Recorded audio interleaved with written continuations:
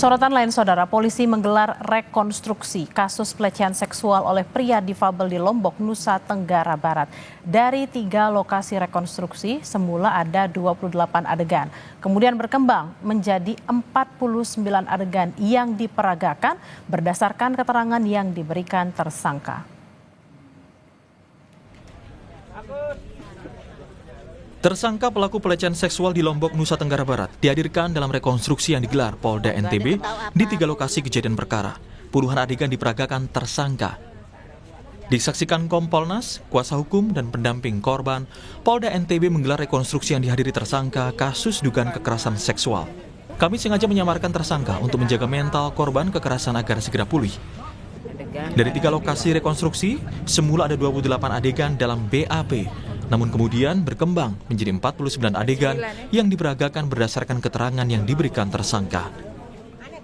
Dari 3 lokasi yang kita lakukan di dalam BAP, sebenarnya ada 28 adegan yang tertuang dalam BAP yang kita skenario-kan. Tetapi saat ini berkembang di lapangan itu ada 49 adegan. Hal ini disampaikan karena ada perkembangan perbuatan yang dilakukan oleh tersangka itu mengembang di lapangan. Kami laksanakan, kenapa? Karena kami mengakomodir keterangan-keterangan yang diberikan oleh tersangka dan perbuatan yang dilakukan di 3 TKP. Ini adalah hak dari tersangka, kami akan mengakomodir itu. Lembaga Perlindungan Saksi dan Korban LPSK telah menerima permohonan perlindungan dari korban pelecehan seksual yang dilakukan seorang pemuda difabel di Kota Mataram, Nusa Tenggara Barat. Wakil Ketua LPSK, Sri Supariyati, mengatakan pihaknya berkomitmen untuk memberikan fasilitas guna memperkuat proses peradilan pidana.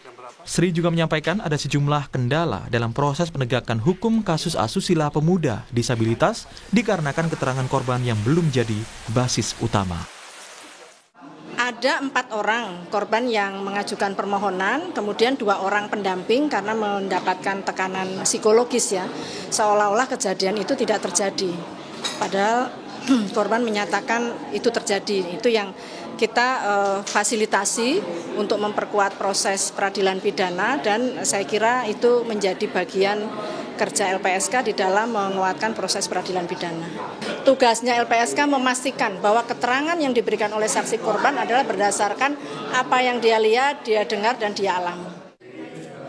Kompolnas mengawasi dan memantau langsung proses penanganan tim penyidik Polda NTB terkait kasus dugaan kekerasan seksual yang melibatkan kelompok rentan, baik tersangka Agus, penyandang disabilitas, maupun 15 korban, terdiri dari perempuan dewasa dan anak-anak.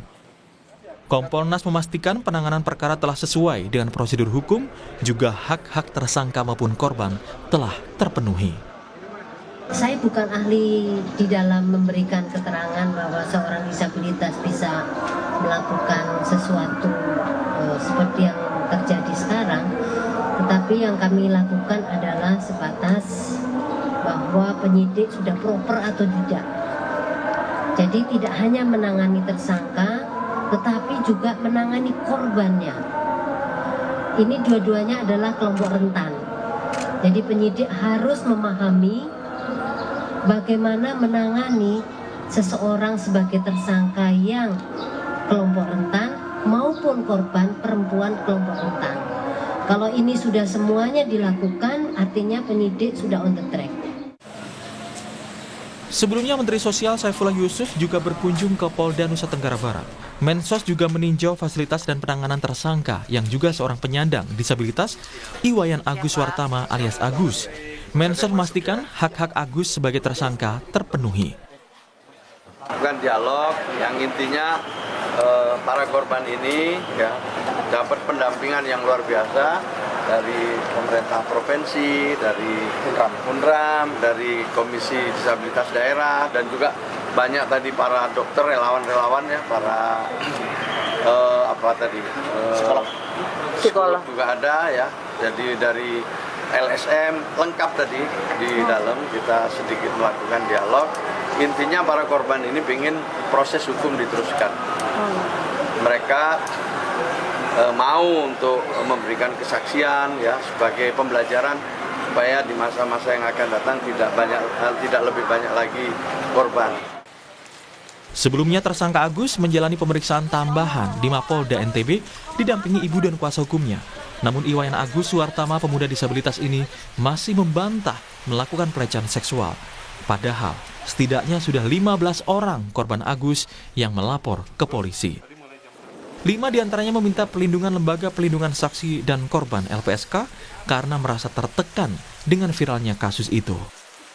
Karena memang walaupun seperti yang tadi ditanyakan, apakah ada ancaman secara langsung, memang tidak ada ancaman secara langsung. Tapi bagaimanapun kan kondisi korban ini masih sangat rentan ya dengan viralnya berita ini dan pro kontra di masyarakat. Jadi bagaimanapun juga korban butuh untuk perlindungan keamanan dan juga secara psikologis perlu dikuatkan seperti itu. Berapa yang minta perlindungan? 5 orang korban dewasa itu.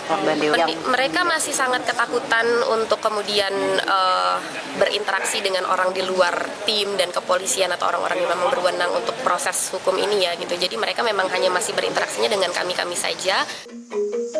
Polisi meminta masyarakat untuk tidak ragu melapor jika pernah mengalami kejahatan seksual. Polisi juga menjamin kerahasiaan identitas korban. Tim Liputan, Kompas TV.